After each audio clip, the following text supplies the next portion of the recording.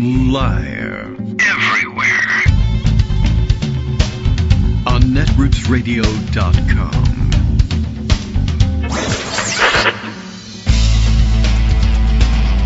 David Waldman. Kagro. In the morning. Now, here's David Waldman. Hey, good morning, everybody. How you doing? It is Tuesday, July 22nd, 2025. Time to get rolling once again, and this time on my own. Let's see what's up in our review of social media, and, well, that's it. Basically. I'm now getting all my news, essentially, from there. Little reason to do it any other way. Of course, they're all linking to all the original sources of the news anyway. But finding myself less and less actually going to...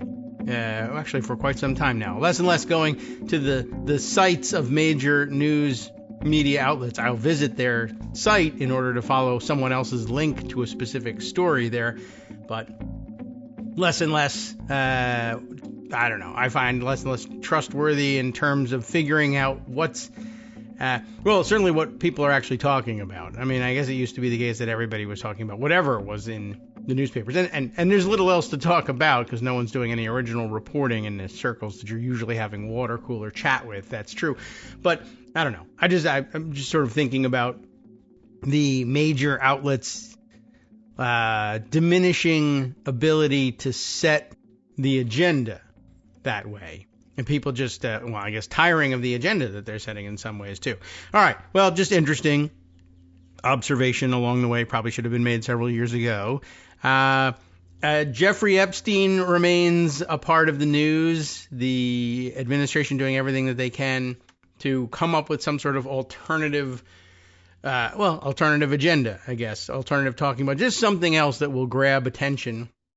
And, well, so far they haven't been able to do it. However, they have managed to shut down Congress with it. I've got an article or two describing what's going on in the House and their inability to move forward with any sort of floor schedule. Although, again, there's not a whole lot of legislation to take to the floor anyway. However, if you are one of the, 2 to 3 people looking at our daily posts announcing that the show is coming on, which you probably don't need at this point if you're a regular listener, but we make that available on Daily Kos all the time anyway, just in case.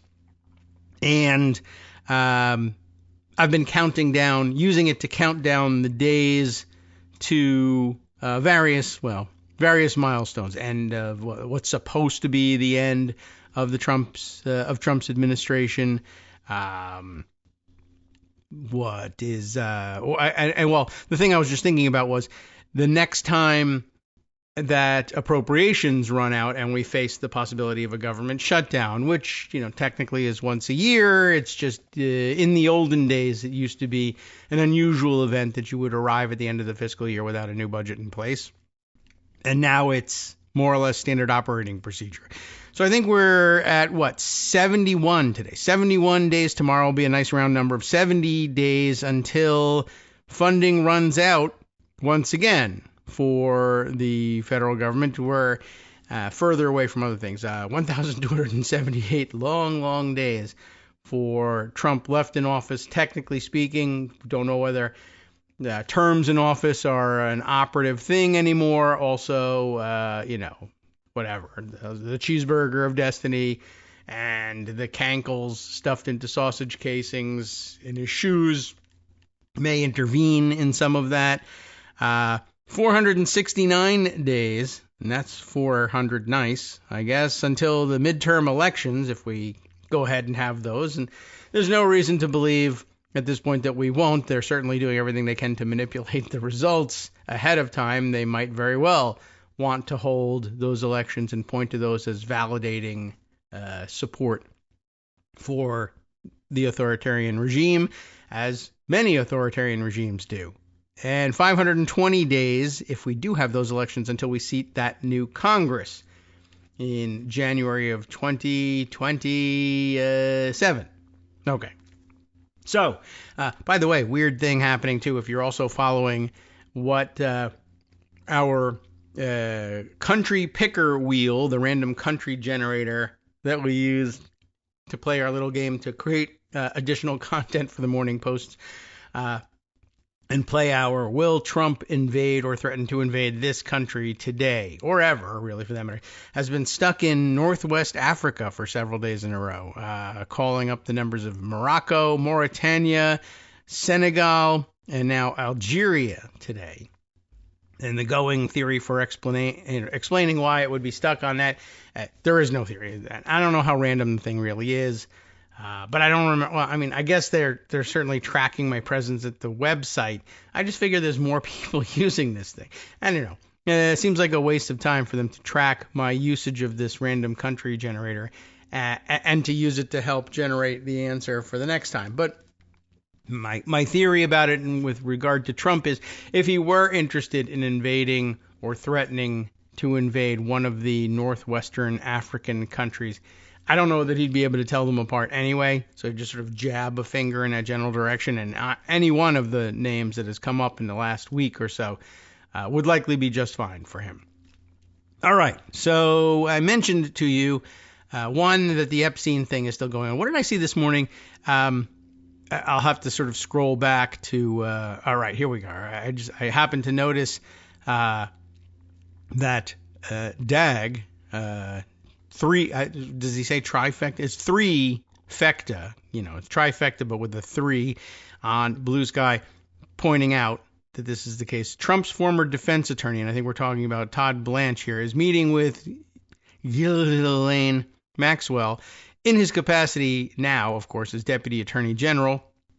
And I did see them trumpeting the idea that they were going to, he and Pam Bondi were trying to make it look like they were taking some action on the Epstein front, I guess, along with the hollow promise to release any grand jury material that the judges in the various cases would permit to be released, and that's going to be like next to nothing, I would assume, at least not in terms of interesting material. But that they are also saying, they're trumpeting the fact that they're going to meet with Ghislaine Maxwell and ask her what she knows. And they're sort of like, yeah, we're the first administration to do this. Now, of course, there was an earlier administration that actually asked her what she knew and used it to put her in prison for it. Now they're going to go and ask her what she really knows, and I assume then put that under lock and key too. Like it doesn't really help if to say that the Trump team is going to ask Maxwell what she knows.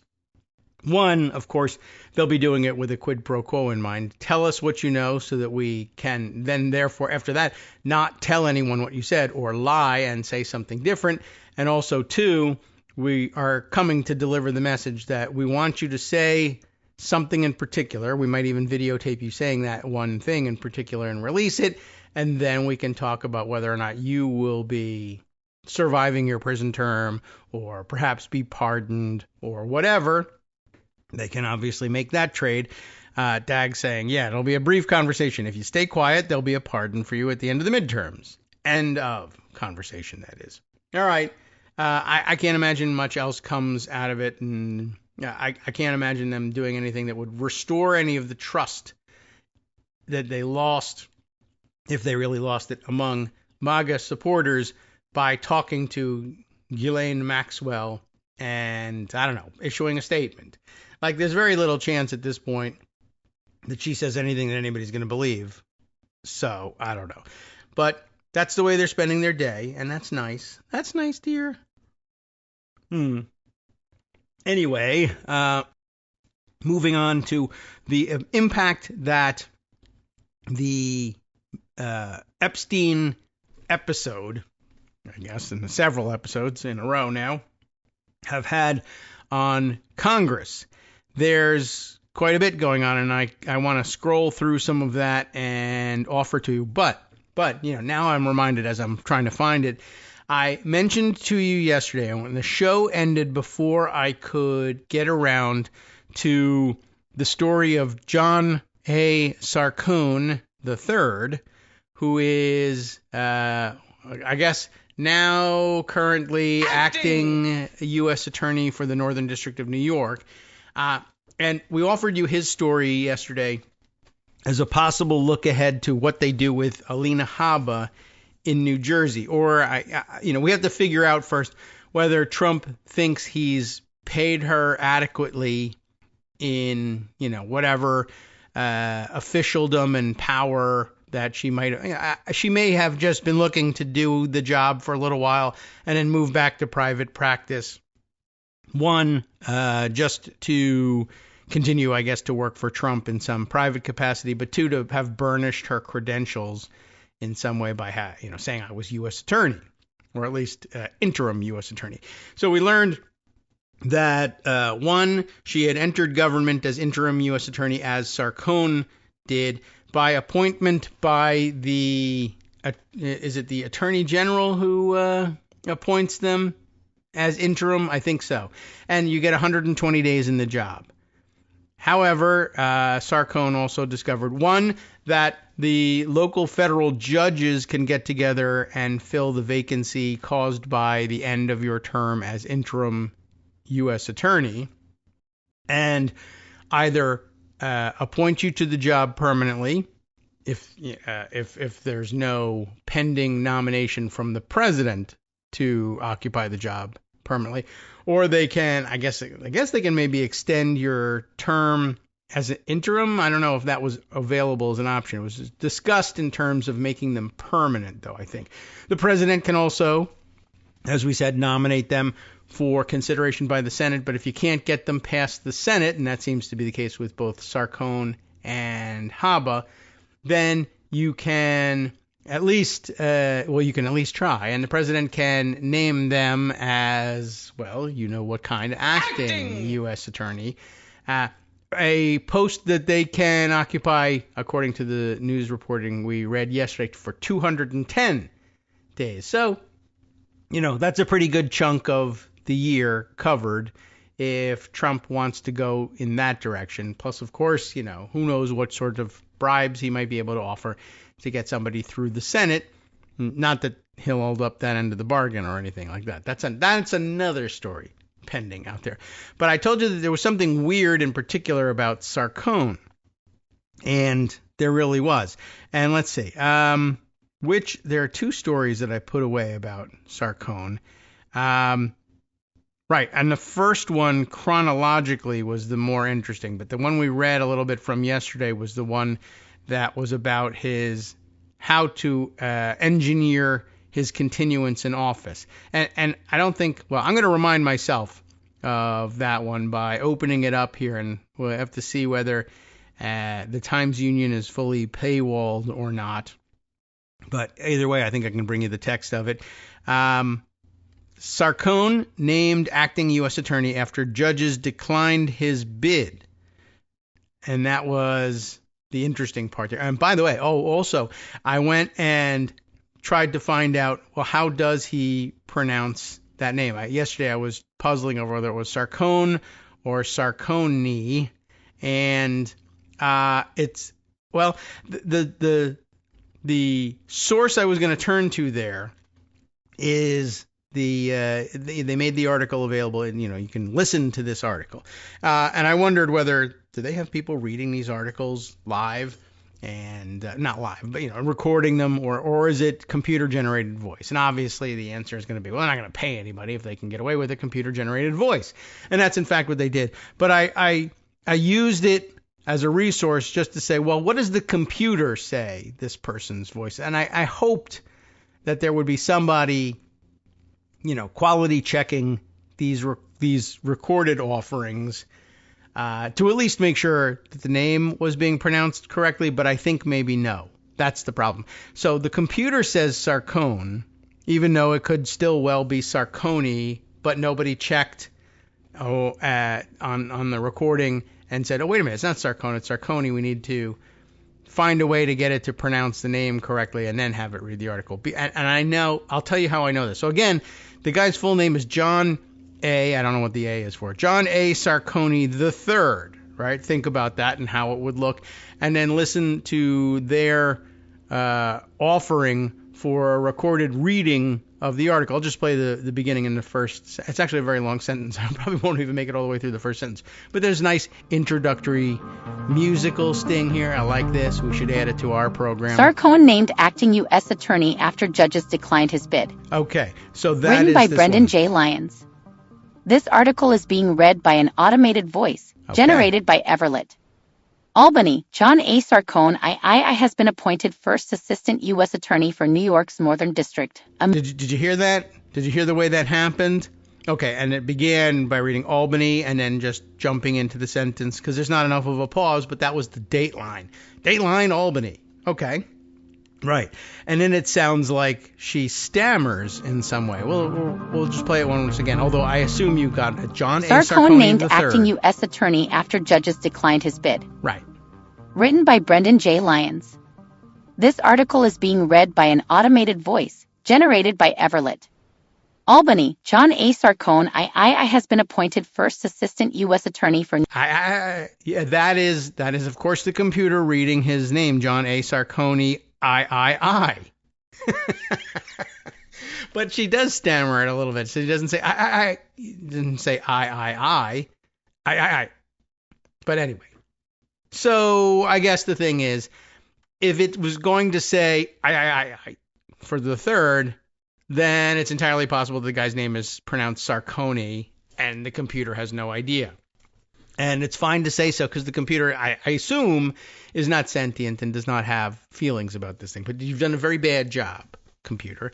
And worse still, the work at the, I don't know whose job it is at the Times Union to check, is our computer out of its mind when it reads this thing? Are we sure this is working? Probably not. It's just hit the button, generate the thing, and let it go. So we'll still take their word for it on the pronunciation of the name because we got to go one way or another, and I don't know how else to do it. But so I'll tell you what is happening here rather than I could have them read you the article, but then I wouldn't be able to stop and comment on it. So Sarkozy has been appointed first assistant U.S. attorney. Well, you know what? Maybe you know that that's the case, so you know how this comes out. So maybe it would be better chronologically. Although I guess if we're looking for the mechanics of how he was appointed. Right. This is why we started on this article yesterday. All right. I'm stick with my decision. So he's been appointed now first assistant U.S. attorney for New York's Northern District. But what happened? I thought he was supposed to be U.S. attorney. Why is he now first assistant U.S. attorney? We can long story short this part, right? Okay. So his appointment as interim runs out. The judges declined to make him permanent. The president doesn't bother, I think, to this point, to nominate them for permanent U.S. attorney with Congress and see if we can get it past the Senate. Instead, they say, all right, there's no U.S. attorney. Ordinarily, the first assistant U.S. attorney would succeed to that on an acting basis. What kind of basis? An acting basis. Except there's no first assistant U.S. attorney there either. So the trick is, why don't we make Sarkozy first assistant U.S. attorney, make no one the nominee for U.S. attorney, and then go, all right, the Vacancy Act says the first assistant, and that's you, first assistant U.S. attorney Sarkozy, you're now the acting U.S. attorney for New York. So that's, interesting, I think. As they describe it here, the title shuffling took place after a panel of federal judges on Monday announced that they had declined to permanently appoint Sarkozy as U.S. attorney in his interim role in the job as the region's top federal law enforcement officer was set to expire. The U.S. Attorney's Office declined to respond to a request for comment or to confirm whether Sarkozy had been appointed as first assistant U.S. attorney in order to be elevated to the acting U.S. attorney role. That's right, acting. But they don't need to comment on it. That is obviously what happened. I mean, there's really no other conclusion to reach. Sarkozy's role as interim U.S. attorney was limited to 120 days, as we know, under a federal statute that has been retooled a number of times, but as acting U.S. attorney, his tenure will be limited to, well, he has longer, 210 days. It's interesting. It is limited to 210 days. It's just awkward to say limited after you said that the first one was 120 days. It's limited, but it's less limited. Anyway, he'll be limited to 210 days unless President Trump nominates him for the position or U.S. Attorney General Pam Bondi seeks to extend his term beyond that. So I guess there's some ability to do that on the part of the U.S. Attorney, or rather the Attorney General. And I assume that they'll just make maximum use of that if necessary. But this is their first go-to. Make him first assistant, and then, whoops, there's a vacancy for some strange reason, and just keep him there. Trump's not having an easy time getting his U.S. Attorney nominees confirmed by the Senate. Minority Leader Charles E. Schumer, we know him as Chuck, of course, New York senior senator, previously declined to return those blue slips, and then they went on to explain how sacrosanct the blue slip process is.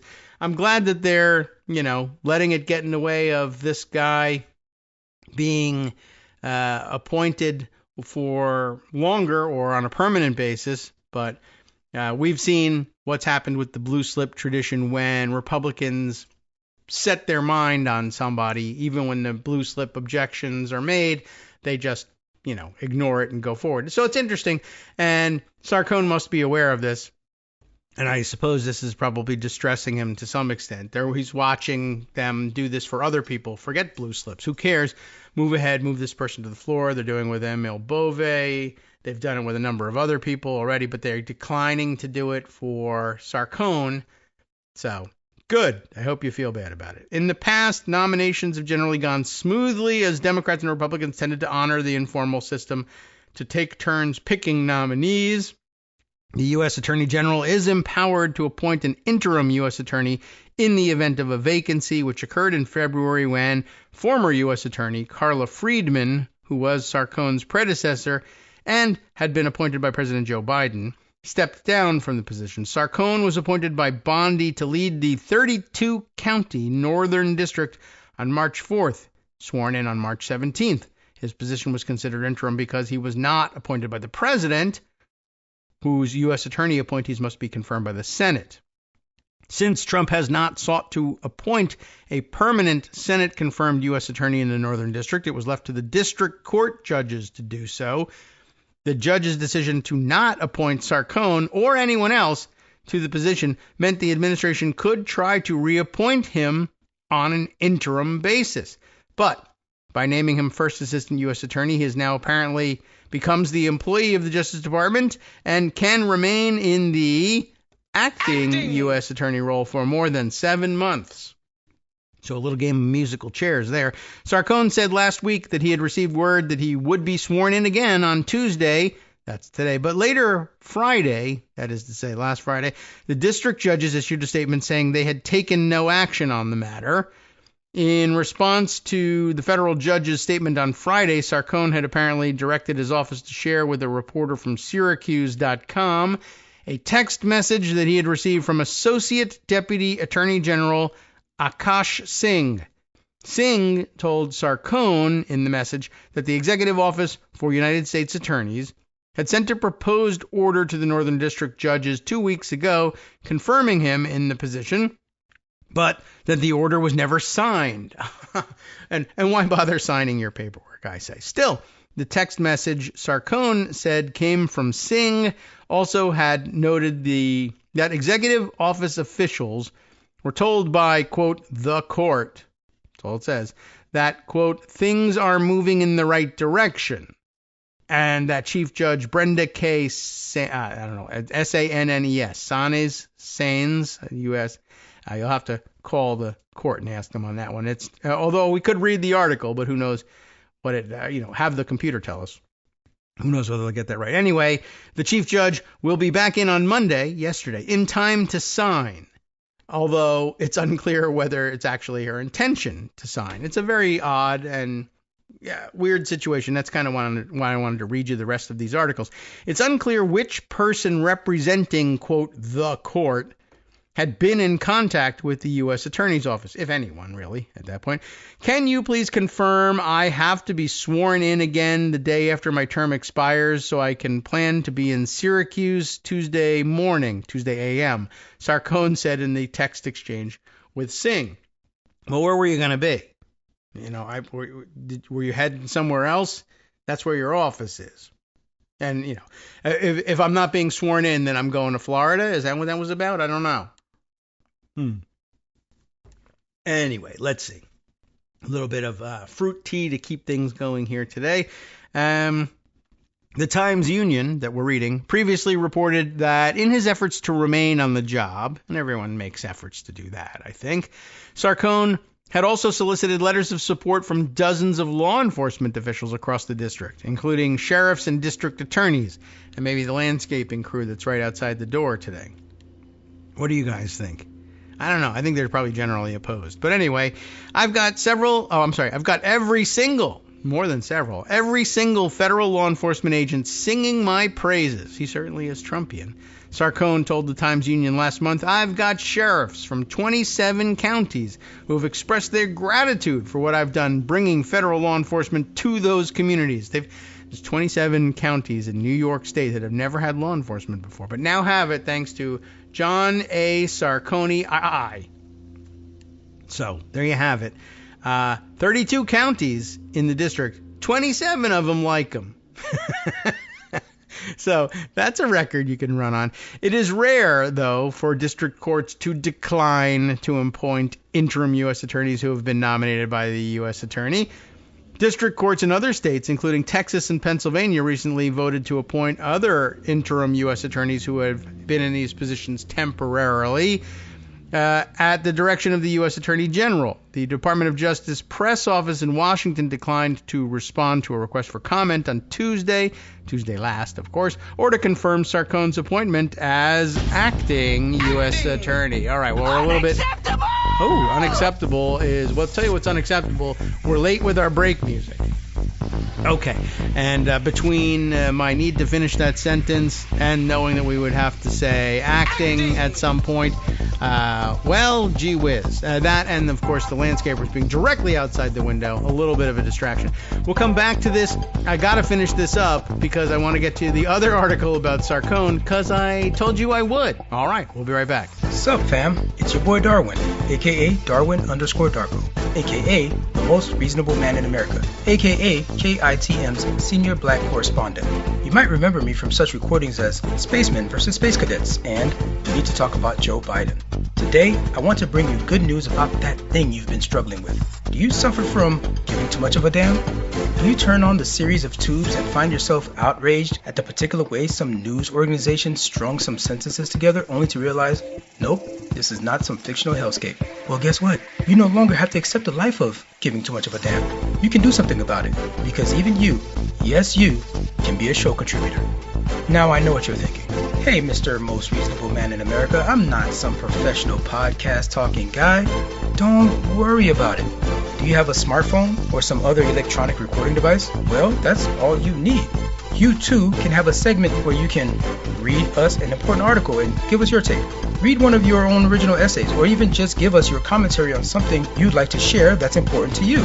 Fair warning though, side effects may include general punditry, having opinions and hot takes, getting stuff off your chest, and hearing your own voice.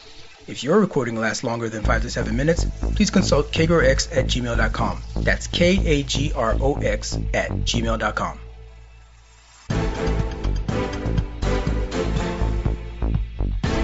All right, welcome back now to the Kagro in the Morning Show here on Netroots Radio. And, of course, I think I've made it that much more difficult to edit things properly later on. Screw it. What the hell? Anyway, I sort of come back a little bit earlier. I think that would have made it easier to fix this thing, and now it's made it harder. So, life goes on. All right. Musical cues are everything in this. And when the music says, when you're used to coming back at a certain point in the music, okay, well, fine. But if you're trying to fix a mistake, all right. Well, anyway, we were reading about John A. Sarkon in upstate New York. As we pointed out, district courts in other states, when they have to handle this, very rarely do they take somebody who's been appointed interim U.S. attorney by the Attorney General and then reject the extension or refuse to take them on a permanent basis. But that's because prior to this administration, the federal courts have usually had, even if it's a contentious relationship, a relatively good and trusting relationship with the Attorney General of the United States or the administration under which that person is working, whereas That's not the case now. And they're appointing people who are weird, underqualified, if not outright unqualified, and, overly and overtly loyal personally to the president and his regime as opposed to, the Constitution of the United States. It's supposed to be the centerpiece for the legal community, the Constitution. But instead, you get guys who are like, well, I collected letters of support from the sheriffs of all the counties. All the counties? A lot of the counties, And that's not really the way things normally work here. They were not impressed by that. So the Department of Justice press office declined to respond to a request for comment about this whole thing.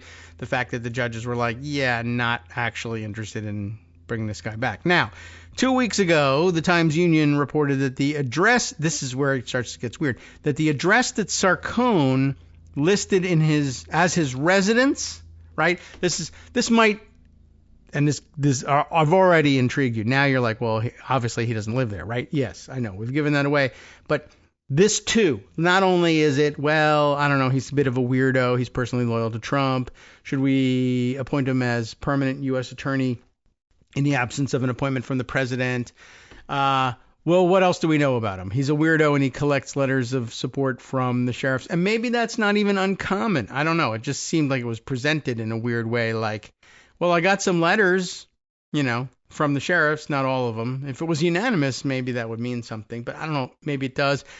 All right. Well, what other reasons might you have for not agreeing to accept him or to appoint him on your own power, on your own authority, as permanent U.S. Attorney for Northern District of New York? Well, where do you live? That's not normally an issue because, well, normally they live there. But, okay, maybe he lived, and maybe this is part of the reason. Well, tell me whether I'm being reappointed, so if so, I'll make sure that I'm in Syracuse that morning. Okay. Well, as it turns out, the address that Sarkon listed as his residence is in fact a boarded-up building in Albany, in Albany's Sheridan Hollow neighborhood.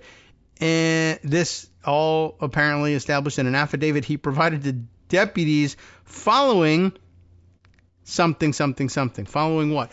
Why is he providing an affidavit to deputies? Now, that's something that a law enforcement official might do from time to time. Might provide an affidavit to the court alleging that someone has violated the law. But an affidavit to deputies? Why is that happening? Well, he's providing an affidavit to deputies following his encounter with a knife-wielding man. That's usually a crime. U.S. attorneys are required by federal statute to reside, though, in the districts that they serve. Period. End of article. Which, if you didn't know, if you didn't see that there was a link you could click to find out about the residence being a boarded-up building, might concern you. You might say, well, wait a second. That sounds like there's more to the story here. And there is. And here's one version of that story. I don't know whether this is... if I click on the link, I'm in the Instapaper version here. Let's open up and see if that leads to yet a different, an in-depth article, I guess, that focuses exclusively on that. Now, I had for you the Instapaper save here that I wanted to bring back. It was something this was the one that I had thought about when I was trying to remember. Didn't this remind me of somebody else who just had problem after problem, and it was being revealed in a weird way? And it was done here again, too. Like, well, they're having a difficult time installing this person as permanent U.S. attorney, and they're shuffling him around from one job to another. And isn't it interesting how they backdoored him back into the, instead of the interim role, the acting role. Yes. And by the way, should we mention something like, by the way, we're not sure where he lives. And by law, he's got to live in the district that he represents. Does he? Well, I don't know. Like, apparently he had to make special arrangements to be in Syracuse if he wanted to be sworn in, which, I don't know. What's the distance here? I'm not sure. Like, I don't say Syracuse, New York is I guess it's probably some distance, right, from Albany. What's the, if he's saying he lives in Albany, but he doesn't, what would be the commute? And it's significant. It's 2 hours plus. So 2 hours and 15 minutes currently, about 145 miles according to this map here, Google Maps, although they give us another route, but that takes even longer. Worse roads, I guess. So, sure, he's got to make some effort to be in Syracuse, which I guess means that the headquarters of the Northern District's federal court's seat. I would think that Albany would be included in that, but I don't know.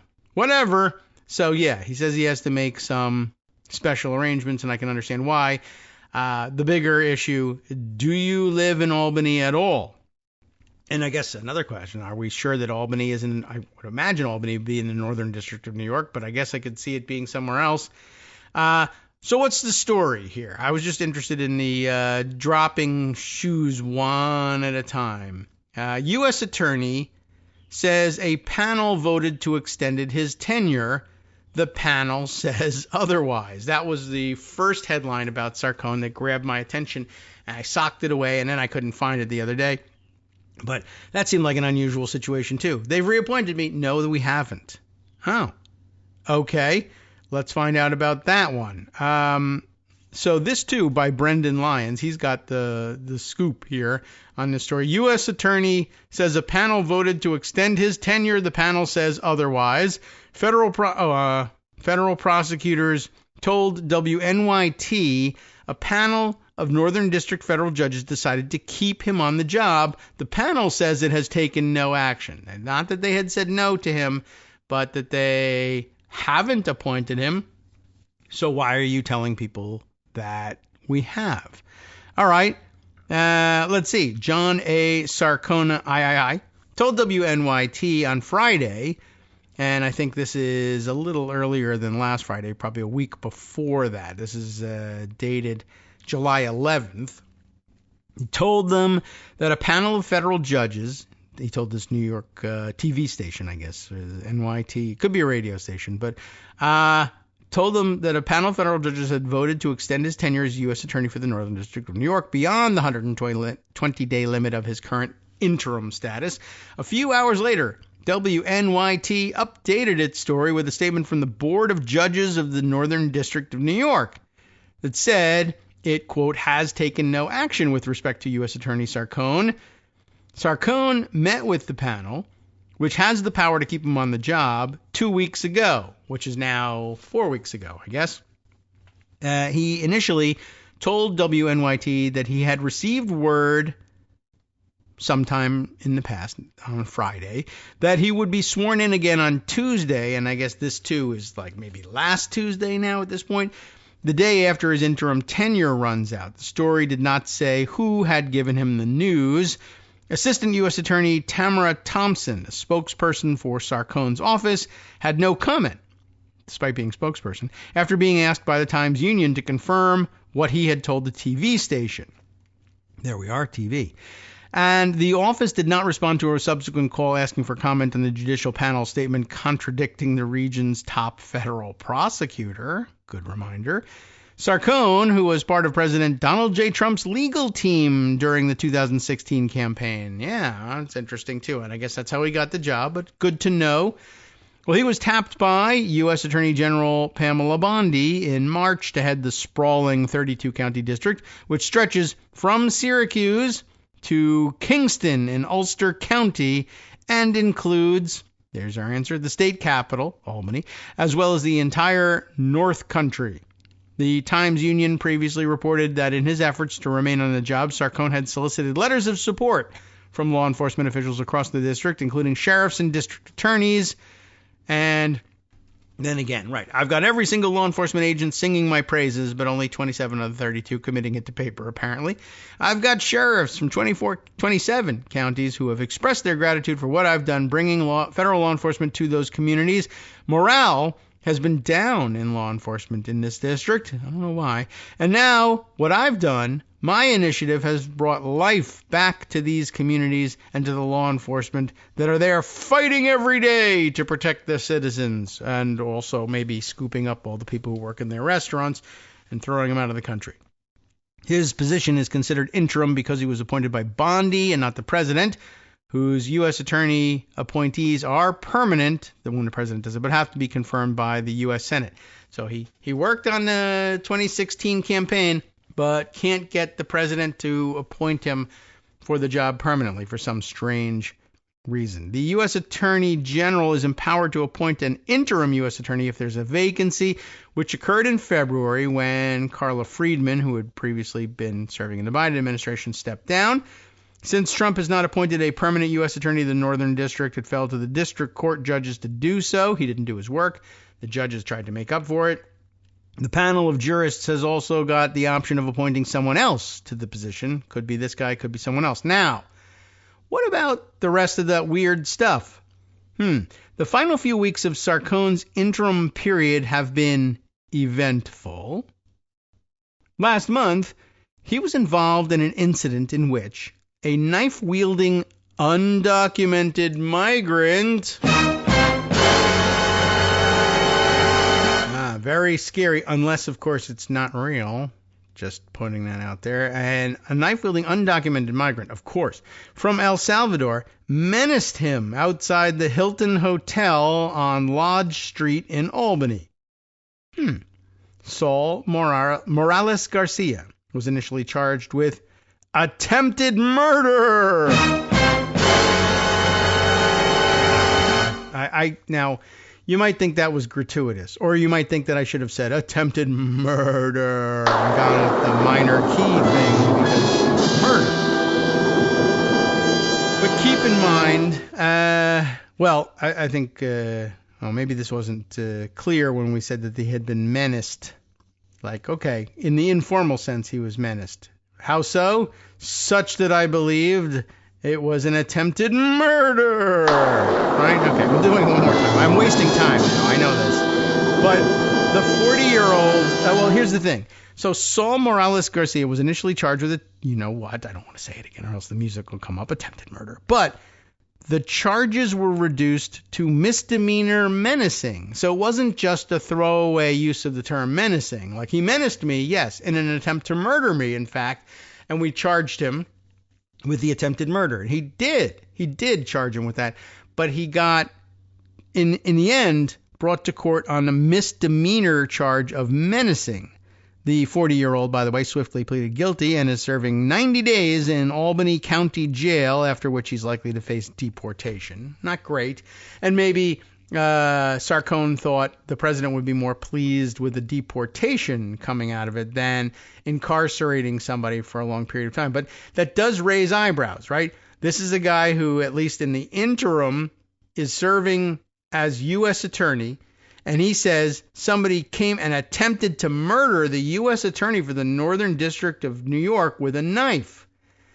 But my question is, how is it that you, as an effective prosecutor and super crime fighter with letters from 27 sheriffs out of 32 in your jurisdiction, can't get an attempted murder charge lodged against this guy, but instead he does 90 days for misdemeanor menacing? You're the chief prosecutor up there. You're a federal official.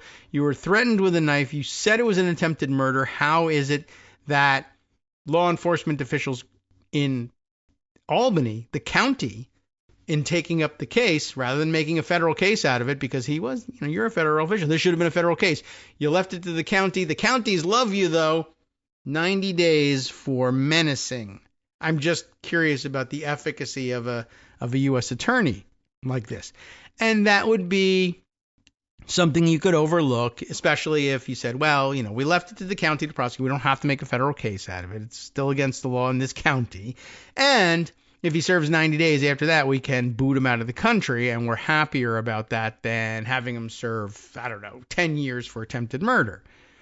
Okay, but there's more. And this is what maybe, so again, more things, one after the other after the other. The incident earned Sarkone national media attention, and that may have been the idea, which he used to castigate Biden's immigration policies, even though he was out of office, and Albany's status as a, quote, sanctuary city. And that he thought might have pleased Trump, I am sure. He earned the ire of city police, though, when he criticized them for not being in the vicinity when the crime occurred. Where's the policeman when you need it? I think we all can sympathize with that. Although Sarkone's immediate response was to call the cell phone of Albany County Sheriff Craig Apple and not the police. Not really sure how that stuff works, right? Now, what do you do if you have a phone and an emergency situation, something you believe is an attempted murder happens? There's a 3-digit way to get that on the record and to get some help.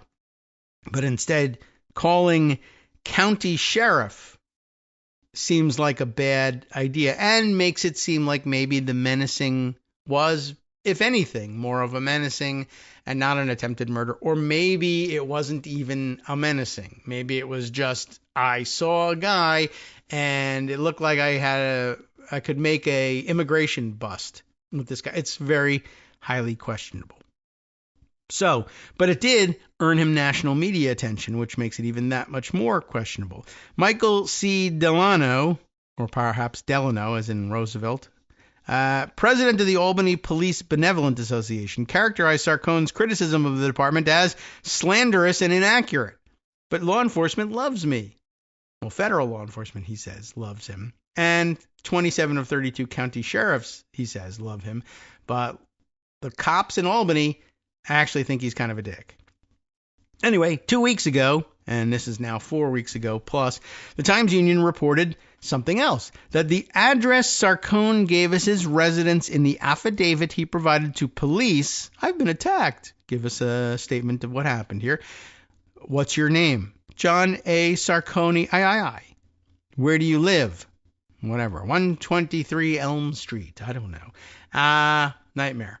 And no, sorry, you actually don't live there. The address that they provided to police was a decrepit building in Albany's Sheridan Hollow neighborhood, which I guess either is itself decrepit or now angry at being described that way. And the building is currently vacant and boarded up. U.S. attorneys are required by federal statute to reside in the districts they serve.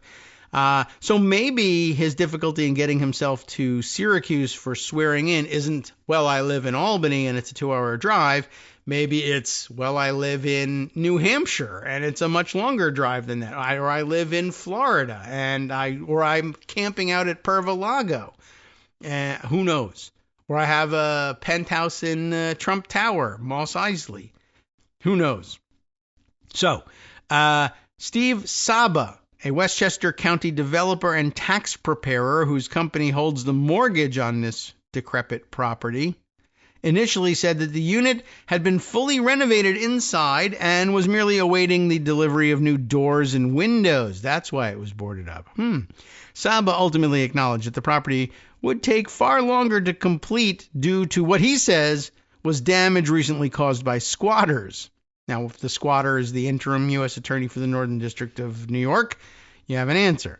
A city code officer, however, said no building permits have been issued for work on that property. The owner was subsequently issued a citation for failing to register it as a vacant building.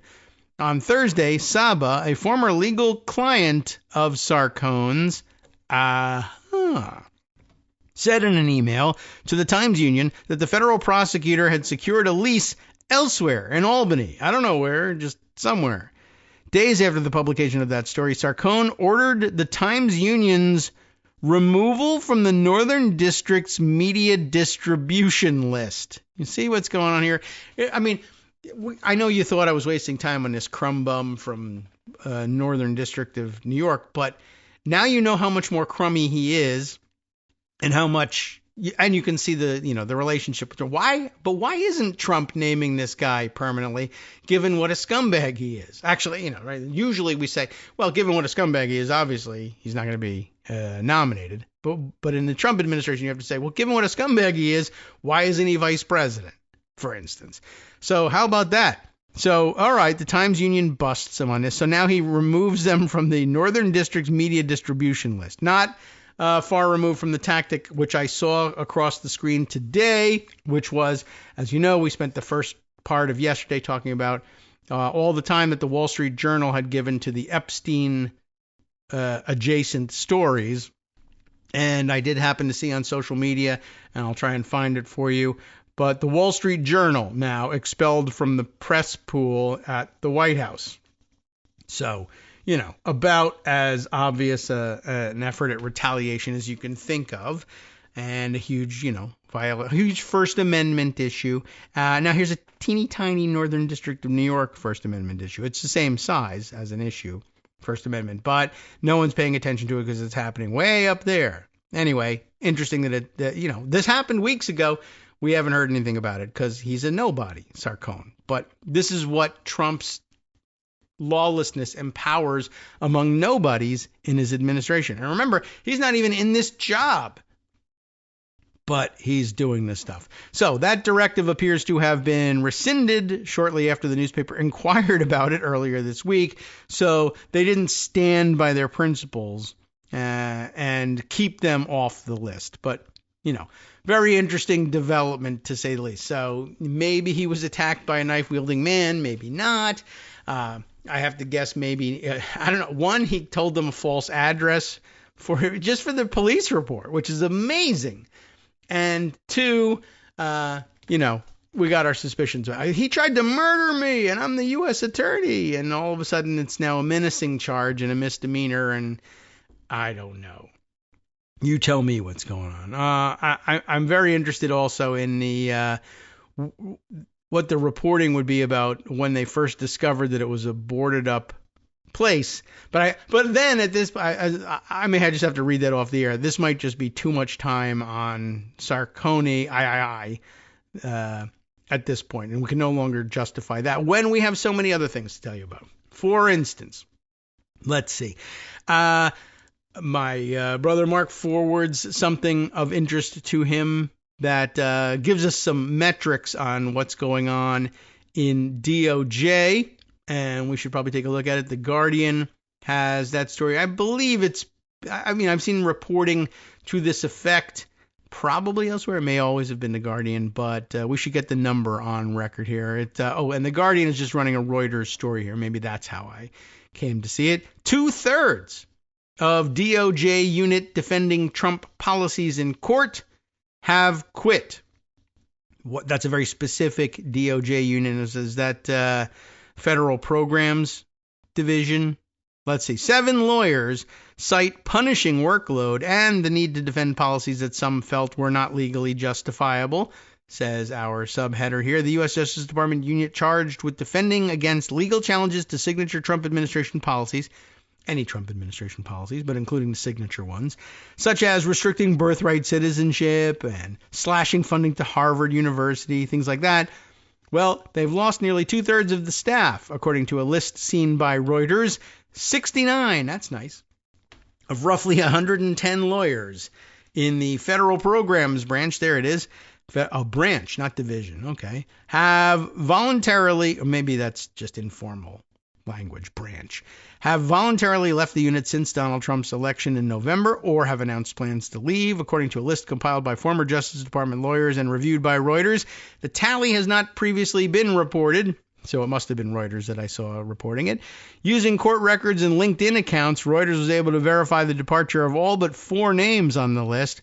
Reuters spoke to 4 former lawyers in the unit and 3 other people familiar with the departures who said that some staffers had grown demoralized and exhausted defending an onslaught of lawsuits against the Trump administration.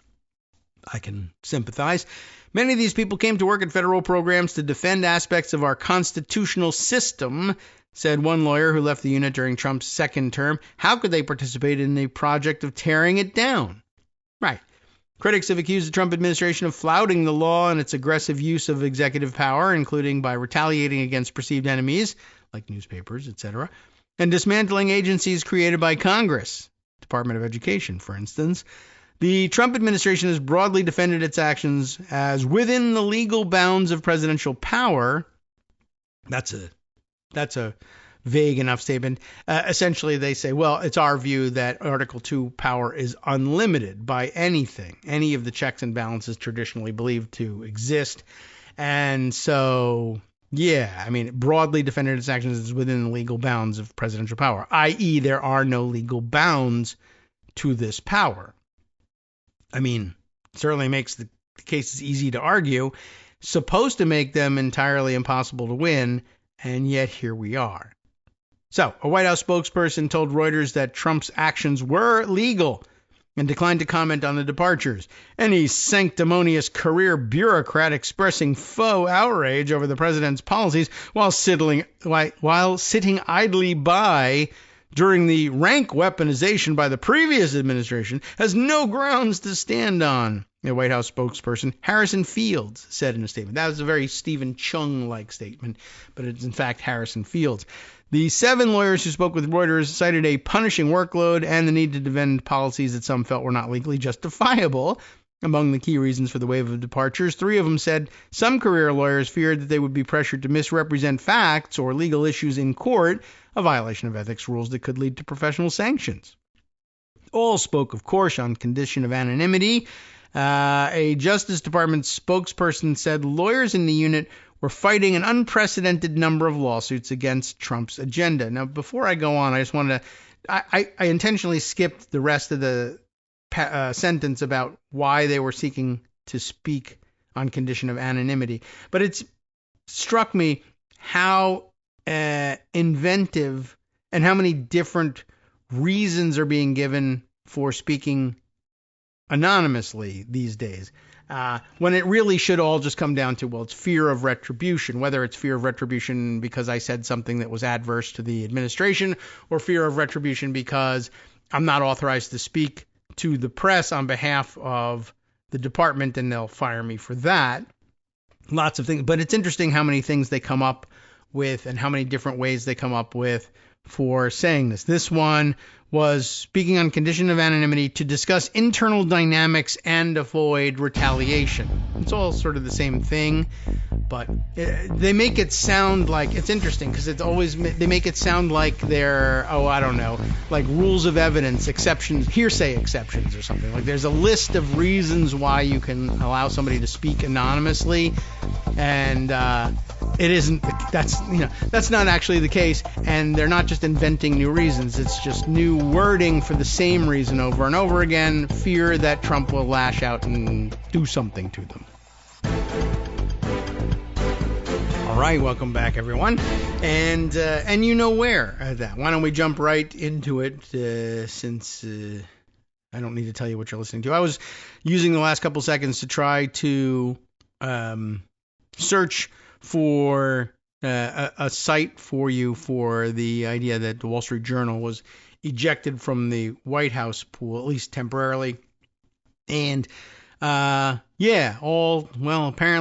confirmed. Let's see, we got the New York Times has got it, Politico, CNN, and The Guardian all have some versions of the story. And I guess they're out of the White House traveling press pool for Trump's Scotland trip, which I didn't even notice he was making, but okay. Good. He's out of the country. Is that happening now? Is he already gone? And will we let him back in? I don't know. Anyway, I'll have a link for you if you are interested in reading some more about that, and maybe we'll return to the subject and check it out. We were in the middle, though, of reading about everybody quitting from the federal programs branch/division, depending on whose word for the terminology you're taking for it. Right. So all, the lawyers that they spoke to, of course, insisting on remaining anonymous, and how could they not?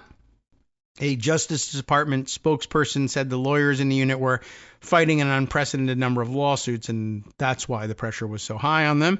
The department has defeated many of these lawsuits all the way up to the Supreme Court and will continue to defend the president's agenda to keep America safe, the spokesperson said. The Justice Department did not comment on the departures of career lawyers or morale in the section. And The Guardian is willing to let it go at that, but not me. I have to double back to point out What's wrong with this statement? The department has defeated many of these lawsuits all the way up to the Supreme Court. Do we say technically true because they were upheld by the Supreme Court and leave it at that? Or do we say, well, hold on a second. The department actually was defeated in many of these lawsuits all the way up to the Supreme Court, and then the Supreme Court reversed. Sometimes they prevailed below, but very often the case was they lost in the district court, they lost at the Court of Appeals, and then they made an emergency appeal to the Supreme Court in the hopes that something like the 5-4, 6-3 conservative majorities would just say, I don't know why, but I feel like all the courts below were wrong. And depending on the procedural posture of the case, if it comes on the emergency/shadow docket, they can just say, I don't have to tell you why. And eventually, even on the merits docket, they'll just stop telling you why, because they don't have to tell you why if they don't want to. But everybody but us is completely wrong on this, including all the people who, studied the last 200 and something years of constitutional jurisprudence and were fairly sure that history was on their side, and were right that history was on their side. The problem is that both you and history were wrong that whole time and just didn't know it. You know about being pre-wrong. Right. So, worth pointing out in our analysis that this is a tremendous spin. It's being written off as just standard stuff, but no, the department hasn't defeated all that many of these lawsuits all the way up to the Supreme Court. They've been defeated by those lawsuits until it got to the Supreme Court, and they depended on the Supreme Court to reverse them. We need to point that out. Some turnover in the federal programs branch is common between presidential administrations, but the 7 sources described the number of people quitting as highly unusual. Reuters was unable to find comparative figures for previous administrations. During 2 former attorneys in the unit and 2 others familiar with its work said the scale of departures is far greater during Trump's first term than during his first term or Joe Biden's administration. So it's a huge jump, according to the people familiar with the situation. The exits include at least 10 of the section's 23 supervisors, experienced litigators who in many cases served across presidential administrations, according to 2 of the lawyers. A spokesperson said the Justice Department is hiring to keep pace with staffing levels during the Biden administration. They did not provide further details, i.e., we're hiring. Well, how many people are you hiring? This press conference is over. Got it? All right. In its broad overhaul of the Justice Department, the Trump administration has fired or sidelined dozens of lawyers who specialize in prosecuting national security and corruption cases and publicly encouraged departures from the Civil Rights Division. But the federal programs branch, which defends challenges to White House and federal agency policies in federal trial courts, remains critical to its agenda. The unit is fighting to sustain actions of the cost-cutting quote, Department of Government Efficiency, unquote, formerly overseen by Elon Musk, Trump's order restricting birthright citizenship, and his attempt to freeze $2.5 billion in funding for Harvard. We've never had an administration pushing the legal envelope so quickly, so aggressively, and across such a broad range of government policies and programs, said Peter Keisler. I'm guessing at that Keisler, who led the Justice Department's Civil Division under President George W. Bush, a Republican. The demands are intensifying at the same time that the ranks of lawyers there to defend these cases are dramatically thinning. So, working across purposes there. The departures have left the Justice Department scrambling to fill the vacancies. More than a dozen lawyers have been temporarily reassigned to that section from other parts of the department, and it has been exempted from the federal government's hiring freeze, according to 2 former lawyers in the unit. A Justice Department spokesperson did not comment on the personnel moves. Justice Department leadership has also brought in about 15 political appointees to help defend civil cases, an unusually high number. The new attorneys, many of whom have a record defending conservative causes, have been more comfortable pressing legal boundaries, according to 2 former lawyers in the unit. They've been willing to advocate on behalf of their clients and not fear the political fallout, said Mike Davis, the head of the Article 3 Project, a pro-Trump legal advocacy group, referring to the role of Justice Department lawyers in defending the administration's policies. But there you see the spin on that, too. What's really of interest would be, like a normal person would say, well, these guys, these political appointees, are more willing to advocate on behalf of their clients because their client is Donald Trump. And this spin of, well, they do it and they don't fear political fallout. And that's because there's no political fallout for supporting Trump. At least not from this administration. Maybe later, if we ever manage to throw this yoke off, there would be political fallout. But, I mean, this makes them sound like, well, of course, it's pro-Trump spin. Patriotic heroes who are willing to do this without fear of political fallout, because there isn't any. That's why there's no fear of it. People who have worked in the section expect the federal programs branch to play an important role in the Trump administration's attempt to capitalize on a Supreme Court ruling limiting the ability of judges to block its policies nationwide. Its lawyers are expected to seek to narrow prior court rulings and also defend against an anticipated rise in class action lawsuits challenging government policies. Lawyers in the unit are opposing 2 attempts by advocacy organizations to establish a nationwide class of people to challenge Trump's order on birthright citizenship. And a judge granted one of those requests on Thursday. And a little more to this story. 4 former Justice Department lawyers told Reuters some attorneys in the federal programs branch left over policy differences with Trump, but many had served in the first Trump administration and viewed their role as defending government regardless of the party in power. Normal. Right? The 4 lawyers who left said they feared Trump administration policies to dismantle certain federal agencies and claw back funding appeared to violate the U.S. Constitution or were enacted without following processes that were more defensible in court. And some of that pressure should have been relieved by the passage of the rescissions bill the other day, which, although a tragedy for a lot of publicly funded programs, does normally have the effect of legalizing these clawbacks. The president can't impound the funds, but he did anyway, and he doesn't care about that. But in some cases, he can instead ask Congress to undo its own work in deference to him, and he did do that, and they agreed to do that, and that has the effect of legalizing it, perhaps after the fact, but it'll certainly help them make their case. All right. Mention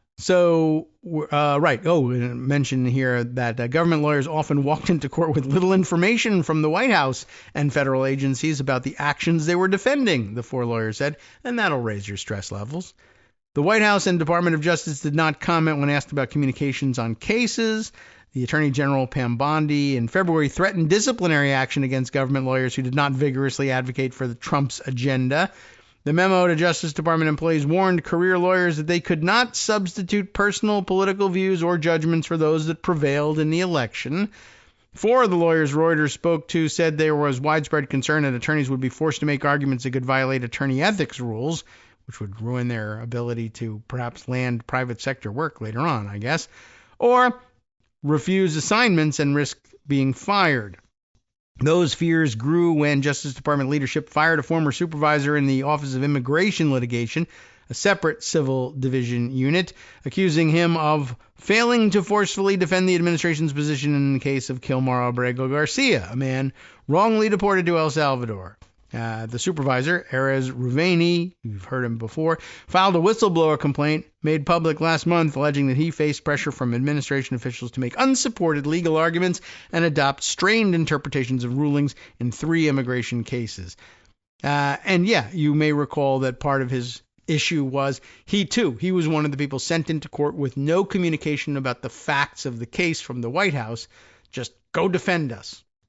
And he was, forced, because he was telling the truth the best he could, to say, I don't really have any information about what you're asking us about here in this particular case, Your Honor. I don't know. It seems like the administration did make a mistake in deporting this person. And how dare you, admit what you were trapped into having to admit because we didn't give you any information, says the Trump White House. You're fired. And so here he is now filing whistleblower complaints. All right. You knew that was the case. You've heard parts of that story before. Now we have some metrics on just how hollowed out the Department of Justice has become. There's more. I said that there was action or inaction, I guess, on Capitol Hill as a result of their continuing discomfort with the Epstein situation. And I think I've got a Hill article on it. and I'll open that one. And I think I also filed something a little earlier, and still trying to become used to and more familiar with the Instapaper layout here. It's not confusing, but it does mean I've got to scroll a little further. I really feel like there was something a little earlier about the agenda in Congress being derailed. I know that Politico or Punchbowl News showed up in a search this morning on the question. But, we'll use the Hill's reporting on this. I think they put it fairly plainly. Epstein Führer upends House for second week in a row, say Emily Brooks and Michael Schnell of the Hill. Here's what they mean. The Jeffrey Epstein saga is causing chaos in the House for the second week in a row as threats of Democrats forcing politically tough votes are prompting House Gop leadership to toss out many of their plans for the week. Why they're not simply coming to the floor with restrictive rules on this stuff maybe will become clear, but I think it may be that part of the arch-conservative cabal in the on the Rules Committee, which limited the Speaker's ability to control the members of the Rules Committee. This was a concession made by Kevin McCarthy in order to secure the speakership for about 10 seconds, and that Mike Johnson is stuck with. It may be that they're just unwilling to flatten out the path ahead and make it smooth sailing for the Republicans. But the Republicans don't want to be faced with, I don't know, whether it's amendments or motions to recommit or various procedural options being exercised by Democrats on the floor to try to force every bill to have a Epstein file release rider attached to it. We're sick and tired of having to deal with this. We'd rather do nothing and get nothing accomplished, which is not surprising for these guys. All right, the trouble started as soon as lawmakers returned to Washington on Monday, and was that, this Monday that we're talking about? Yeah, so yesterday, when the House Rules Committee, which sets up action for bills on the floor, met to tee up votes to rescind Biden-era rules and on an immigration bill. Okay, that's what they wanted to be doing. But Democrats, who had forced Republicans on the panel into a number of politically difficult votes on the Epstein matter last week, threatened to do so again. So it's not even so much that they're able to make these threats on the floor. It's just they're happy. Well, they're not happy, but they're unhappy and overburdened on the Rules Committee. But maybe, I don't know, we'll see whether there's any arch conservatives revolting about this. They are, of course, revolting, but you know what I mean. But at a minimum, there's not much that Republicans on the Rules Committee can do if 10, 20, 50, 100 Democrats show up proposing amendments to every bill that have something to do with Jeffrey Epstein. And although it doesn't reach the floor, however many Republicans there are on the Rules Committee, I forget what the makeup of the Rules Committee is offhand, all have to, we have to vote 100 times a day to cover up for Epstein, and we're getting sick and tired of it. So rather than face those votes, Republicans are opting to simply not tee up any House votes at all, according to multiple members of the panel, leaving the House with no floor business in the days ahead of the August recess, beyond non-controversial suspension bills, fast-track measures, etc., that need two-thirds support to pass. You know all about suspension of the rules, and they are usually non-controversial bills. Occasionally, in the last Congress, though, we saw them use the suspension of the rules calendar for things that were substantive bills that would ordinarily have to come to the floor, ordinarily be preferred to be brought to the floor by under regular order, but were being brought under suspension of the rules in order to prevent there from being any amendments offered. And that also, this too, helped, I guess, from the Republican perspective, weaken their ability to legislate because they knew they needed two-thirds votes to pass. They were having to cut the Democrats in on deals and soften the language so that they could get the support they needed to pass the damn thing. And Mike Johnson was all about, I will take that power back, and we're going to stop doing that because it led to a lot of discontent among Republicans. But now the Epstein angle has made that a necessity again, and I'm sure he's sweating it a little bit. All right. Well, of course, here they are trying to make it. The Democrats are at fault for nothing getting done in Congress, not us. Why, they say Democrats keep putting all these amendments up. They want to make Epstein, and we're all for transparency, and we're going to do that. But what they want to do is to grandstand. They said they'll be there all night. We'll be all there all night.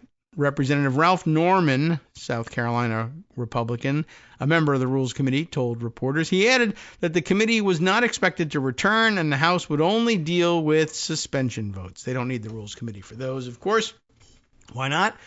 Suspension. Suspension of what? Suspension of the rules. If you're suspending the rules, do you need the Rules Committee? No, you don't. Representative Jim McGovern of Massachusetts, the top Democrat on the Rules Committee, confirmed that the panel would not reconvene for the rest of the week. We're done, McGovern told The Hill. Not reporting out a rule. We're done for the night. We're done for the week. There's some issues going on with Republican conference, I think, around the Epstein stuff, and that they can't seem to get under control. We'll probably do suspensions for the remainder of the week. It is the second time in as many weeks that the so-called Epstein Files saga has thwarted Gop leadership's plans for the House floor. Republicans on the Rules Committee last week had tried to address the Epstein matter after being lambasted. We say that today instead of lambasted. Lambasted by the public over rejecting a Democratic amendment, an effort that delayed action on a bill to codify the Department of Government efficiency cuts to public broadcasting and foreign aid for hours. Just to tie things back, that's the rescissions package, the essentially retroactive legalization of attempts at impounding that spending that they were able to power through in the end. The Gop members on that panel came up with a non-binding resolution calling for the release of more files and teed it up for floor action, but Gop leadership has no plans to bring the matter for a vote. Johnson said earlier Monday that the House would not vote on the legislation before the August recess, which is scheduled to begin after votes on Thursday. So I guess they haven't powered it. They powered it through the Senate, I think. And the House didn't finish with it? Okay. Well, and they're not going to until after the August recess. Wow. So I guess for the time being, it's still the case that the clawback of these fundings isn't legally justifiable until that happens. But I had understood that they had in fact sent the rescission bill for signature. So am I misunderstanding that, or are they talking about a different bill? Let's go see what is in the news about rescissions. So far, all talking about Senate stuff. Yeah, I don't know, Senate advance. So I guess not. All right. I guess they talked about it as though we're a done deal in the House, and clearly it's not. So this is impacting that as well. And by the time they come back from their August recess, of course, it's almost time to finish up appropriations for next year. They'll return in early September from their recess, but the end of September is the end of the fiscal year. Then we'll be looking at government shutdown again, which, of course, won't upset the Trump guys much, but the rest of the country will probably be infuriated. All right, where were we with this? Oh, the Gop members on the panel came up with a non-binding resolution calling for the release of more files, right? No plans to bring it to a vote.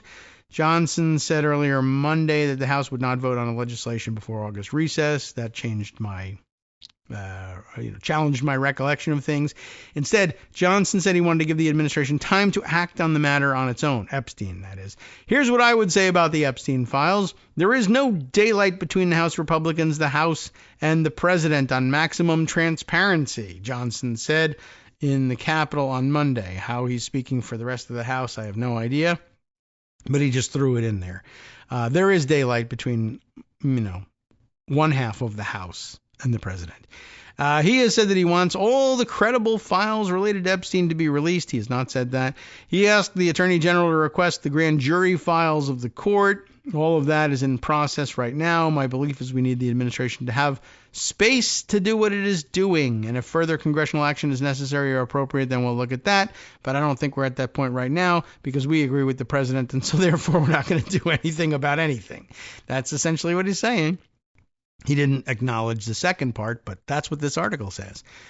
One source that is said that holding a floor vote on a non-binding resolution was suggested to the leadership as a way to avoid the headaches over votes forced by Democrats, and that was not the favored option by leadership. The dilemma for Republicans came up in a meeting with leadership and other top House leaders on Monday. Two sources told The Hill. Representative Erin Houchin, Houchin, we don't hear much about her, Republican of Indiana, who sits on the Rules Committee and mostly, I guess, stays quiet, raised concerns with having to vote on the Democratic-led amendment, which has key differences from the Gop-crafted one, in the panel meeting, and instead advocated for voting on the Republican resolution or a different measure for transparency, one of the sources said. I don't know if that makes any sense. A competing Epstein measure from Representatives Thomas Massie, Kentucky, of course, and Ro Khanna of California, Democrat, one that would, if passed by both chambers and signed by the president, have more teeth, is further complicating the Epstein dynamic. But I mean, get serious. Why would the president sign such a thing? Massie and Khanna have pledged to force a vote on their Epstein release bill through the discharge petition process. Good luck. If they can get 218 House members to sign on. If all Democrats in the House and all the Republicans who have already co-sponsored the resolution do so, they can back Gop leadership into a corner, unless, of course, they just recess and say, well, sorry, we're not in town to discuss it, and that's that. Due to procedural rules, any vote wouldn't take place until at least after the House returns from August recess in September, by which time many Republicans hope the Epstein furor will have died down. But Massie, carrying a binder that read The Epstein Files Phase 2, in reference to the notorious Phase 1 binders that Attorney General Pam Bondi distributed to MAGA influencers earlier this year, right? The one that made them look like chumps, the props in the photo, expects there will be an appetite still for that forced vote, I guess, when they return. This is not going away, Massie said on Monday. Johnson defended the decision Monday night, contending that Republicans would not play into the Democrats' political games. He also said there was no time-sensitive legislation that had to be dealt with under a rule this week. They literally are saying, we've got nothing to do. Pay me, but we've got nothing that merits our time. The most precious commodity in Washington, floor time in Congress. We got no ideas. We got nothing to do. That comes from doing everything in one big, beautiful bill, I guess. Leaves you with nothing else to do. All right. So nothing's time sensitive, he says. We'll be here doing our work, and we won't have the Democrats, and we won't, and he says it won't twice. Won't allow them a platform to try and engage in political games, Johnson said. So that's all it was. There you go. The whole country is clamoring for this. We won't allow it to be addressed on the House floor because reasons. And we also have no other ideas, but their idea is a political game. It's the one you're all talking about, but okay. House Majority Leader Steve Scalise downplayed the significance of the logjam, saying the House this week can still vote on suspensions and focus on committee meetings and hearings. We still have a lot of other work to do, he told reporters. And while that might be true, what can I tell you? They're out of time for passing next year's appropriations bills. And since they don't care about shutting down the government and, in fact, prefer to shut down the government, you should be anticipating that happening in about 70 days. We've been counting for you. All right. Other articles of some interest. Oh, our next break is coming up, of course. So let's see. We'll talk about, maybe we can tease some of these next articles. I think we got to work on this one, too. An immigration issue that has come to the fore that New York Times is reporting on. Empty Wheel has some questions about this one. Here's the other piece that I had from Politico about the same situation. I mean, I think The Hill adequately described it, but since we haven't got enough time to start a new thing before we take our next break, we could see if there's any interesting tidbits that Politico had to add to the situation. Their piece, Epstein Crisis Forces House Gop to Scrap Votes. Meredith Lee Hill, Mia McCarthy, Cassandra Dumais, and Kaylin Razor, R-A-Z-O-R, reporting on this one. But yeah, I don't think there's much room for anything new on that one, but we'll just acknowledge that they've done some background work on this as well. So not just The Hill, but also Politico covering this topic. Anything new here? I'll scan and take a look. The House will still vote on measures. Here's the important stuff that they are going to be working on. Let's see. A bill that would establish new zip codes for certain communities. Ooh. And deter China in the ongoing Taiwan conflict. And that doesn't seem like such a little thing, does it? Seems like geopolitical necessity. But okay. Anyway, zip codes too. Hi everybody, it's me, David Waldman. Yes, the same guy who interrupts you all the time. Interrupting you one more time, just to tell you again, another reminder that your contributions are what keep this show on the air, and Patreon.com, Patreon.com, is still among the easiest ways to make the sustaining subscription donations that keep us afloat. Are you ready for the pep talk about how our Patreon campaign is still going strong and growing? Well, too bad. Yeah, the plain fact is we actually are headed in the wrong direction, and whereas we once had about 175 monthly patrons, we're now actually down below 150. Time to recruit some more. Not exactly the kind of news I wanted to share, but there it is. For those of you in a position to support the show, Patreon.com does make it easy to make those secure, recurring monthly contributions to do so. Patreon.com/KagroX gets you straight to our donation page. We've been through a lot together. The worst of the pandemic, we hope. The worst of the insurrection, we hope. So go ahead and treat yourself. You don't need an excuse. Give yourself the gift of a little something you enjoy in life. Support the show. And of course, if you happen to prefer using PayPal or even the Square Cash app, we're up and running on those options too. So thanks again, everyone, for all your support. We couldn't, or at least shouldn't, do it without you. Hope you'll be on board soon too. Thanks for all your support. All right, welcome back now to the Kagro in the Morning Show here on Netroots Radio. Let's add a few more stories to our lineup here. I'm going to read you the CNN reporting on the Wall Street Journal's getting the boot from the press pool for the Scotland trip. The Scotland trip thing has kind of caught me by surprise anyway. And just for fun, I'm going to attempt to do it without clicking on the agree button that comes up when I opened up a CNN article. Legal terms and privacy. By clicking agree, you have read and agree to the terms of use, which I can read if I need to. Click on it. And agree to the collection and use of your information by cookies. And similar technologies as set forth in our privacy policy, a routine thing. But I'm just out of, I wouldn't say principle, but sheer pique. I'm refusing to click the agree button because I can still scroll and read the article piece by piece. I could also go to a different source and not have to click anything. But I'm going to use CNN's content without clicking the agree button. Ha-ha! I have the last laugh, but only because there's no one else willing to laugh at this situation.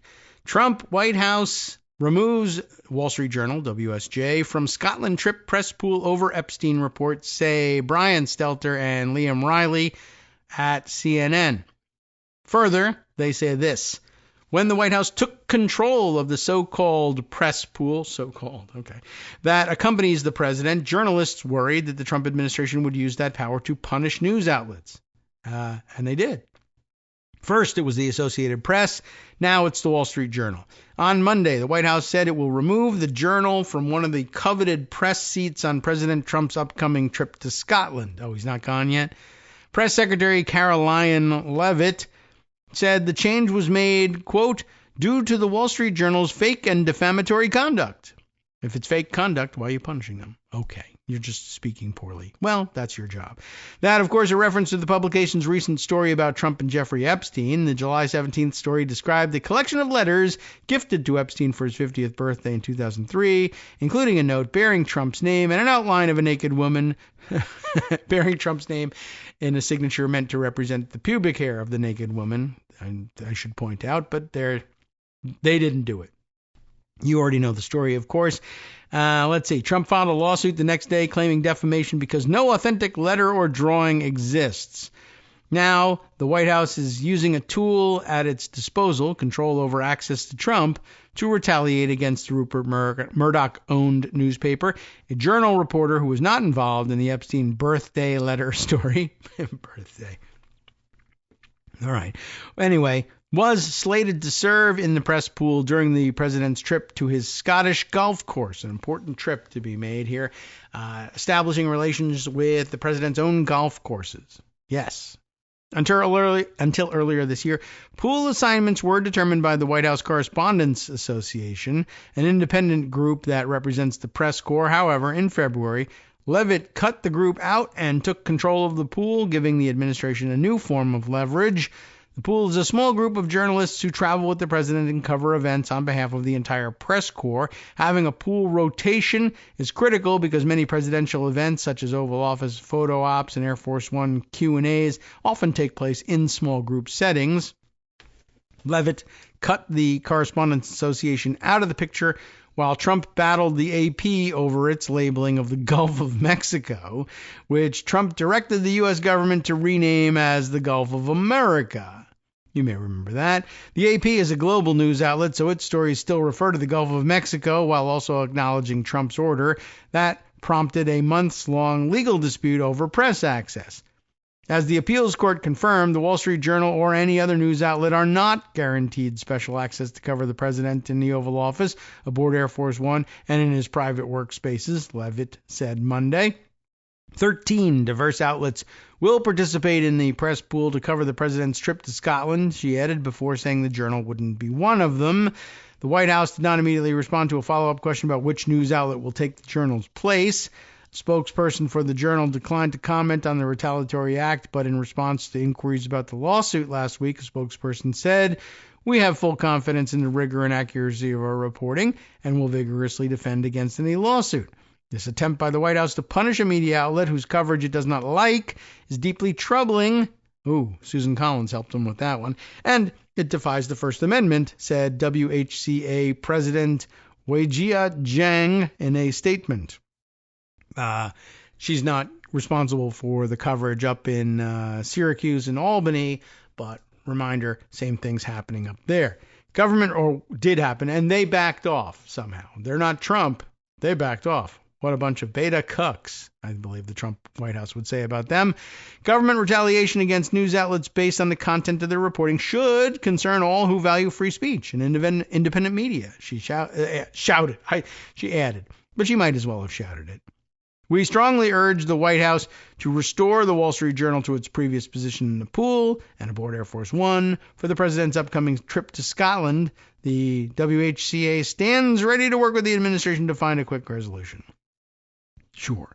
First Amendment organizations are also swiftly condemned the White House's decision.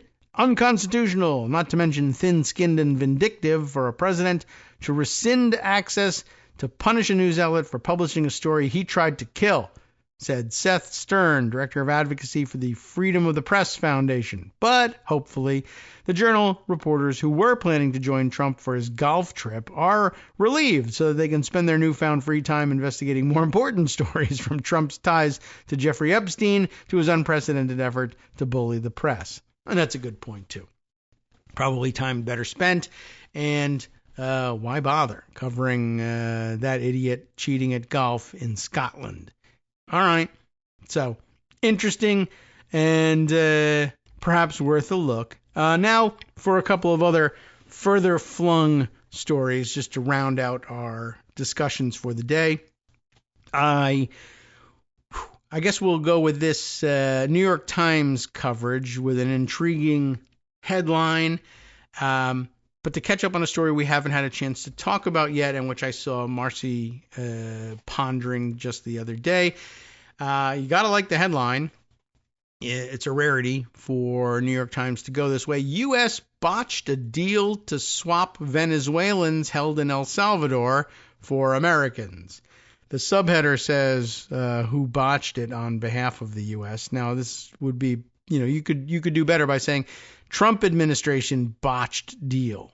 But he does represent the U.S., so fair game to say that. Secretary of State Marco Rubio and U.S. envoy to Venezuela, and we'll tell you who that is in a minute, were both working on different deals and ended up at cross purposes because why handle paperwork accurately and efficiently when you could just everybody freelance it? Francis Robles, Julie Turkowitz, and Zolan Cano-Youngs are on the byline for this one. The Trump administration's top diplomat, Secretary of State Marco Rubio, and also 10 other jobs, was overseeing a deal, and maybe was just too busy, to free several Americans and dozens of political prisoners held in Venezuela in exchange for sending home about 250 Venezuelan migrants that the United States had deported to El Salvador.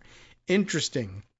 And it sheds some new light on the weird and dumb dynamics of these deportations to El Salvador. But the deal never happened. Part of the reason President Trump's envoy to Venezuela was working on his own deal with terms that Venezuela deemed more attractive.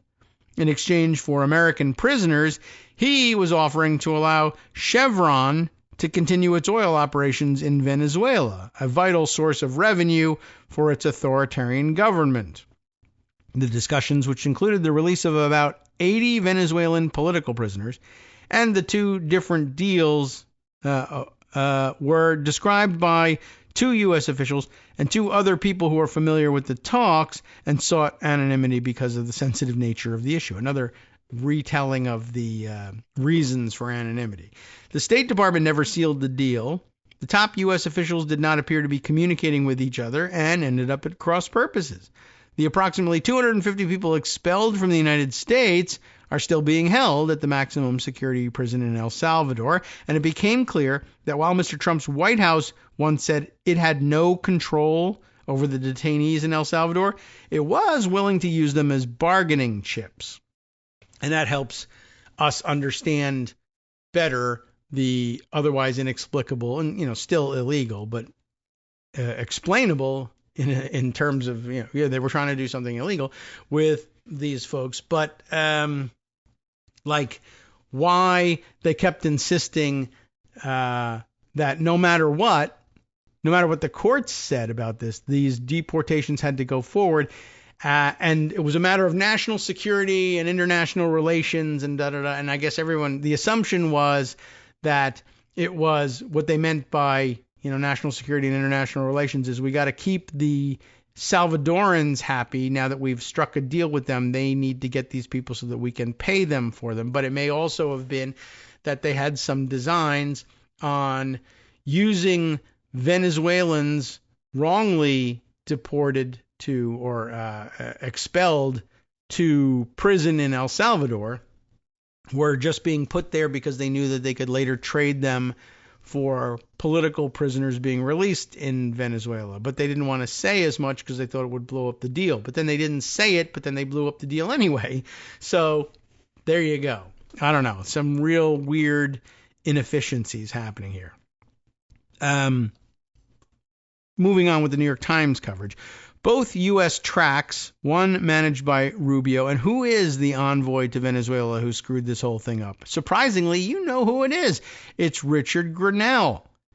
I didn't realize that he landed in Venezuela, of all places, but if you were puzzling over, well, who is the U.S. envoy to Venezuela that he's freelancing a deal on his own that ends up at cross purposes with Rubio and Trump in the middle of this important issue of deportation? Who would dare do this and not feel compelled to stand aside and take direction more clearly? And the answer is, well, very few people, but one of them would be Richard Grenell. And he offered them something that the White House didn't want offered. Isn't that interesting? So who prevails? Let's find out. So both U.S. tracks, one managed by Rubio, the other by Grenell, involved speaking with the same Venezuelan representative, Jorge Rodriguez, the president of Venezuela's National Assembly. One U.S. official and two other people said. The conflicting diplomatic efforts signaled a months-long divide over how to approach Venezuela and resembled the chaos that permeated Mr. Trump's first term, when competing officials vied for influence with the president. But the lack of coordination left Venezuelan officials unclear about who spoke for Mr. Trump, and ultimately left both American and Venezuelan detainees imprisoned. Great job. The offer to swap Venezuelan migrants in El Salvador for prisoners remains on the table, one of the U.S. officials said. The White House is not willing for now to extend Chevron's license in Venezuela. Trump didn't get paid enough, or the Chevron didn't buy enough Trump coin to let that happen yet. Mr. Grinnell declined an interview request, but in an email used profanity to denounce the Times' account of the separate deals as false, because that's who he feels he is, and he feels like he is licensed to do that, and he thinks that actually means you do better with Trump, as opposed to being a diplomat and being, diplomatic. A person close to Mr. Grinnell, who should probably reevaluate, the propriety of being close to Grinnell, but who is familiar with the talks with Venezuela, said Mr. Grinnell did not believe that a swap involving the Venezuelan migrants was going to happen because he believed that Mr. Trump would never have authorized the release of accused gang members. I guess he actually bought the story. What a dummy. The person spoke on condition of anonymity to protect the sensitive nature of the ongoing negotiations, another stupid restatement of the same fear, and why they don't just adopt one statement of the language, that they feared being singled out for retaliation by Donald Trump, personal retaliation that might have involved the safety of their families. Just say that every time to drive that point home. That's what's at stake for everybody who seeks anonymity, and you might as well say so. Just my critique. Mr. Trump's aides said there was no tension between any of the diplomats, and that may be true because they just didn't realize that the other one was even working in that area. So there was no tension because they didn't understand that the other guy was even there, which is amazing that the Secretary of State has no clue what the U.S. ambassador to Venezuela is doing. It is actually the job of the Secretary of State to know what the ambassador to Venezuela is doing, but that works in other administrations because the U.S. ambassador to Venezuela considers the Secretary of State to be his boss. Richard Grinnell considers Donald Trump to be his boss and no one else. There's no chance in the world that he's going to recognize the authority of Marco Rubio over him. That's why American diplomacy can't work in this administration and never will. There's no fraction or division, Carol Levitt said, the White House press secretary, of course, in a statement. The president has one team and everybody knows that he is the ultimate decision maker. Yeah, that's true, but that's why Grinnell doesn't check in with your Secretary of State. It's actually not a great thing. And, of course, the president needs to be demanding the same thing of Marco Rubio that he demands of Rick Grinnell so that it doesn't matter that they don't talk to one another. The United States is paying the Salvadoran government millions of dollars to detained immigrants who the Trump administration claims are all members of a Venezuelan gang, Tren de Aragua, and who it said had come to the United States to commit crimes. Not that they had committed them by chance while they were here, but that was their purpose in arriving here. But the Trump administration has provided little proof, because there isn't much, that the men are gang members, because very often they're not. And their lawyers argue that their detentions are illegal and took place without due process. And that's true, too.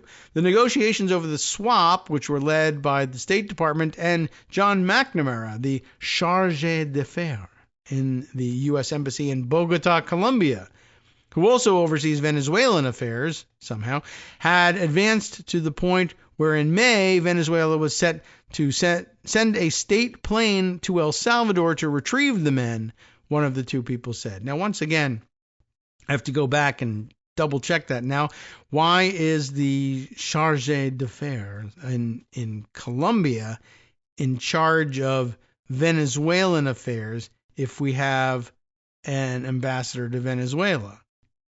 I don't know. But you can see why nobody in Venezuelan government thinks they understand who they're supposed to be talking to in order to communicate with the Trump administration. All right. At the same time, the United States planned to send a plane normally used for deportations to Caracas, the Venezuelan capital, to pick up the political prisoners and the Americans. Mr. McNamara planned to fly to Caracas to oversee the handover. The Venezuelan political prisoners, many of whom were arrested while protesting fraudulent elections held last year, and by which they mean the fraudulent Venezuelan elections, would have been given the choice of staying in Venezuela or going to live in El Salvador, according to one of the people close to the talk. So that's really interesting, too. So the Trump administration is out to free political dissidents from Venezuela.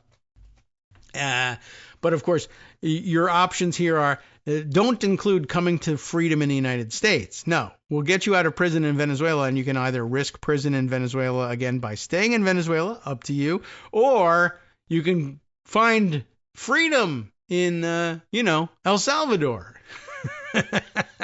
Not here, if that's what you were thinking. Well, at least that's consistent. Wow. The swap would have included a range of people who protested the 2024 election results in Venezuela, including a man jailed for criticizing President Nicolás Maduro of Venezuela on TikTok, and a former mayor arrested in August. The deal would have freed 11 U.S. citizens and legal permanent residents, oh, I'm amazed that they let them out, including Lucas Hunter, who was arrested in January, and Jonathan Pagan Gonzalez. It says Pagan, but I'm guessing that's Pagan, maybe? Gonzalez, who was arrested last year. Unless, I don't know, maybe I'm mispronouncing it. You should be accenting that second A if you wanted to be Pagan. Right? It could be Pagan Gonzalez. The El Salvador's president, Nayib Bukele, first hinted at such a deal in late April. He suggested on social media that a humanitarian agreement would exchange all the Venezuelan migrants for Americans in Venezuelan custody and some Venezuelans. At the time, Venezuelan officials publicly dismissed the proposal and demanded that their kidnapped countrymen be returned. While Mr. Rubio and Mr. McNamara focused on the prisoner swap, Mr. Grinnell worked on a deal of his own. Because why not? Because you're not supposed to. Before pitching it to the Venezuelans, Grinnell called the president to tell him about the offer and believed that he had the president's support. Oh, well, because he was the last guy to talk to him about this deal anyway. But Mr. Grinnell had not actually received the president's final approval, according to one of the U.S. officials. That is Stephen Miller's approval, I guess. The White House had already heard from a group of Florida Republicans, Cuban Americans, who threatened not to support Mr. Trump's tax and domestic policy bill if the administration eased oil sanctions against Venezuela. Mr. Trump's aides believed that allowing Chevron to export oil from Venezuela would jeopardize Mr. Trump's domestic policy agenda. Now that the bill is passed, it's unclear if administration officials actually care anymore, right? And will change their minds on the Chevron license. We got what we wanted out of the Florida Republicans by promising them that we wouldn't allow Chevron to do this. We got the vote. We passed the bill. Now we don't need them anymore. Yes, we can rescind the deal because F those guys. We're doing it to Lisa Murkowski. Why limit it to her? Let's pull the rug out from under the Cuban-American Floridians as well and allow Chevron to do their business because their oil is their business, and that means lots of money, and they'll give some of that money to me, Donald Trump.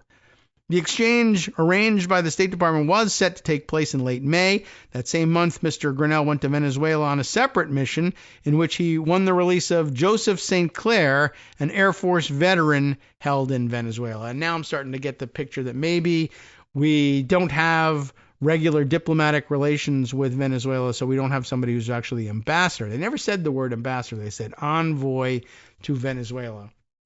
And maybe that's what's going on here. That's why the charge d'affaires in the neighboring Colombian capital is in charge of dealing with Venezuela.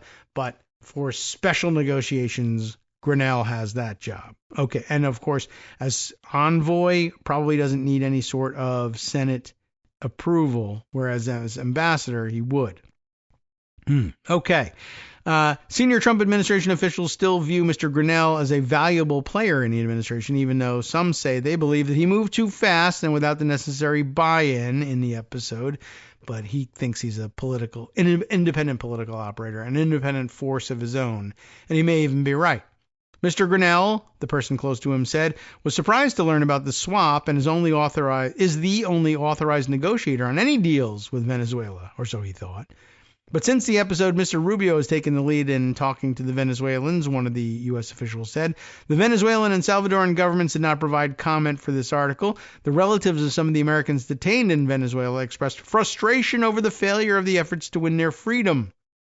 The sense that we parents had was that you had various people talking, but they weren't working together. One negotiator would say one thing and another would say something else, said Petra Castañeda, whose son, Wilbert Castañeda, 37, a Navy SEAL, was arrested last year in Venezuela.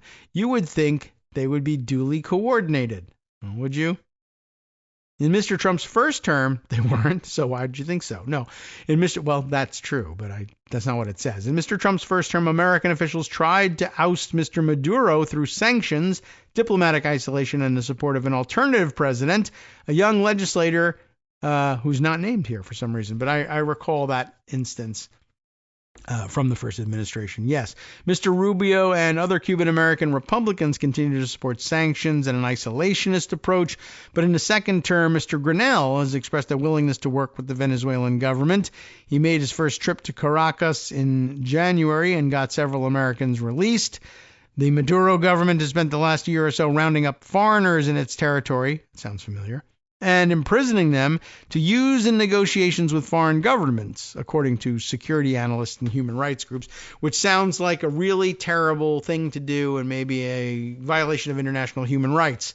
Except now it's beginning to sound like maybe that's exactly what we were doing here with the Venezuelans, rounding them up and imprisoning them with the intent of using them in negotiations with foreign governments. Oh no. The Venezuelan watchdog group Foro Penal says there are now 85 people with foreign citizenship wrongly detained in Venezuela, the largest number the group has ever counted. While Mr. Grinnell was able to secure the release of 6 Americans in January, and then Mr. St. Clair in May, many more U.S. citizens and permanent residents remained in Venezuelan custody or were recently captured. State Department deal that had been in the works with Venezuela included stern warnings. Oh, I didn't realize that. That suggested severe consequences if more prisoners were taken after the swap, one of the people said. But of course, that's exactly the kind of behavior that would be encouraged by striking the deal. But what are you going to do? Jetsi Arteaga, whose son, Carlos Cañizales Arteaga, there's some names here, had been held in El Salvador since March after migrating to North Carolina, and said she was eager to see the deal revived. At first, when we heard that our sons were being used as bargaining chips, this offended us a lot, Ms. Arteaga said. Our sons are not bargaining chips, but now we realize there is no other option. That's one way of looking at it. I told you that there was something that Marcy Wheeler had put together on this too. I'll see if I can't find that quickly enough to bring that to light. I do feel like I saw it not that far down. There we are. And this is an interesting and good question, and we can use it to close out today's show. Was bartering Venezuelans always the plan? She asked just before or heading into the weekend last week. So Friday, I guess, the 19th, yesterday, Thursday of last week, 252 Venezuelan men who had been held in the Sicat concentration camp were flown to Venezuela. Among the people who survived their detention in El Salvador are Andre Jose Hernandez Romero, frequently referred to in press coverage as the gay stylist. Yeah, that's what it came down to. Also, Neri Alvarado Borges, the guy kidnapped because of his autism solidarity tattoo. Remember that one? And Christian, just identified as Christian, who came to the U.S. as an unaccompanied minor and should have been protected under a prior agreement. The government, including this declaration in the latter docket, explaining that Nicolas Maduro had agreed to send back any of the 252 returned men for legal proceedings, though as written, that appears to cover only adverse proceedings. What's going on there? Well, it's a little more complicated than we have the chance to explain. But in exchange for the return to Venezuela of those men, Maduro released dozens of political prisoners and 10 U.S. citizens or permanent residents. The successful prisoner swap comes just 10 days after a New York Times story describing how both Marco Rubio and Rick Grenell were attempting to negotiate that deal, but Grenell effed it up by offering better and unapproved terms than Rubio was offering. We read the article, of course, so we don't need to read the excerpt. That attempted deal has been public since at least April. And I guess, did we put the date on this thing when we read it out of the Times? It was July 8th. So that's how it is that it sounded that this was screwed up. But now the new news, and maybe you had heard the news that the people had been released and were wondering why that was confusing us. Now we have our answer. The attempted deal had been public since at least April, which raises the question, was a third country swap always the plan? Was that part of the reason why Emil Bove ordered a bunch of people at that March 14th meeting that the planes carrying the Venezuelan men plus some Salvadorans who could implicate Nayib Bukele in ties to MS-13? Was that why he insisted that that plane must take off no matter what, including having to tell the courts to go F themselves? Marcy says, I'll return to this question. It's one I've been puzzling as the administration goes to ever more extreme lengths to cover up what happened here. Those 252 men were used as bait. Was that always the plan? It's a good question, and we may have to return to Empty Wheel's blog to see whether she has, in fact, returned to this, or has she been distracted by Jeffrey Epstein, the huge distraction, or was it she distracted by a giant kitchen table of some kind? I don't know, but it's worth finding out, and it might be interesting color to find out in the end about whether or not they always had this in mind, and whether or not we would think, is that, did they play it smart? Was it a giant violation of international human rights, as they accused the Maduro government of doing? Yes. Probably so. Does it look smart? NetworksRadio.com. In the end, it's hard to believe that anything the Trump administration will look smart. Listening to Kagro in the morning with David Waldman. All right, well, it didn't sound smart the way we tried to shoehorn the rest of this into the end of the program, but that's okay. Time now for a smart guy to come up. Justice Putnam brings you the West Coast Cookbook and Speakeasy next right here on Networks Radio. But guess what? His top story has to do with Epstein. I can't believe it. Where's the kitchen table, Justice? Keep your eye on the prize. Okay, we'll see you tomorrow.